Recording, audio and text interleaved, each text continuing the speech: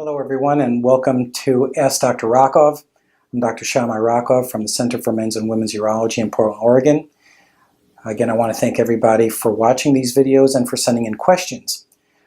It is always tough every week to choose which questions to answer, but some of them really catch my eye and I'd like to discuss them. One of the questions that came through this week involved a follow-up of the previous video on utilizing topical estrogen.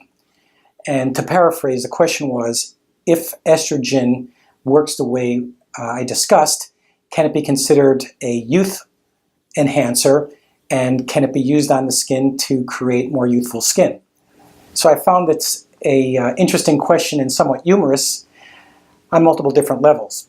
It always is interesting how you can take one idea and kind of stretch it to look at unanticipated thoughts. Who wouldn't want to be younger? But I've always maintained I don't want to be younger if it makes me get sicker as I get older. And when we discuss issues and medications as serious as estrogen and hormone replacement, that really becomes the issue. Something that was good for us in our younger years may not be good for us in our older years. There was a very, very important study conducted called the Women's Health Initiative, and I encourage all women and family members of interested women to go online and look it up, the Women's Health Initiative. And what it did was look at the effects of hormone replacement in women. Because the general thought was it kind of makes sense. If we can reverse some of the things and some of the elements that occurred during the aging, we should be able to remain young and healthy.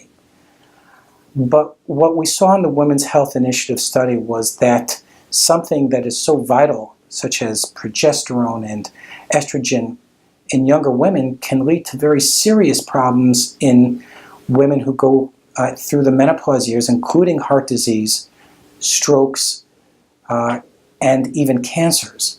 So it might be good when you're younger, it may be dangerous when you're older.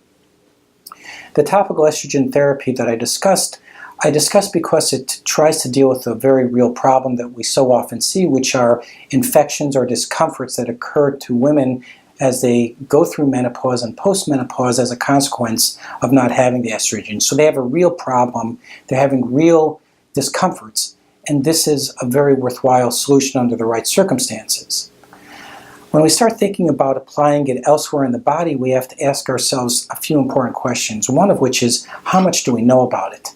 And for instance, something like topical usage of estrogen on the skin, even though there are some references to it and even though there are compounding pharmacies that seem to be able to use it, we really know precious little about how it gets taken up by the body and the effect of it on the body. So that if we don't know how much estrogen gets absorbed into the total system, we really don't know about the safety on the system. And when we're looking at potential side effects, such as heart disease, strokes, cancer, we really do need to know about that.